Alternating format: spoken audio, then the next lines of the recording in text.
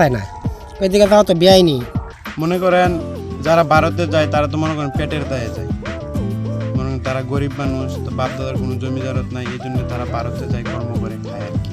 মনে করেন সুবারি লুয়ে যা চিনি আনে এরকম, কিন্তু এখন তো আর কোনোভাবেই ভারতে কেউ যাচ্ছে পারছে না, চোরাচালান মনে করেন বন্ধ আছে।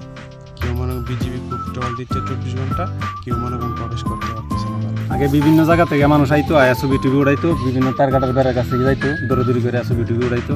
এখন অনেক কড়া টহল দিতেছে, অনেক আর দিতে পারে না। কিছুদিন আগেও 2জন লোক ধরে নিয়ে আটক করছে বিজিবির লোক, এই জন্য অনেক ভয়ে আয় না, বর্ডার একদম কঠিন অবস্থা। ওইদিকে শুনছি একজন গুলিবিদ্ধ মারা গেছে ওইদিকে। আমরা যারা বর্ডার এলাকাতে আসি তারা আতঙ্কিত গেছি, ভয় পেয়েছি। এখন আর আমরা সীমান্ত এলাকায় আসি। নিয়মিত জনসচেতনমূলক কার্যক্রমের মাধ্যমে সীমান্ত এলাকাবাসীকে সচেতন করা হচ্ছে।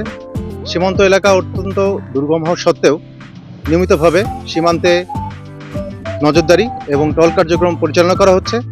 বর্ডার গার্ড বাংলাদেশ সীমান্ত সুরক্ষা, চোরাচালান দমন এবং অবৈধ অনুপ্রবেশ রোধকল্পে এখন সর্বোচ্চ সতর্ক।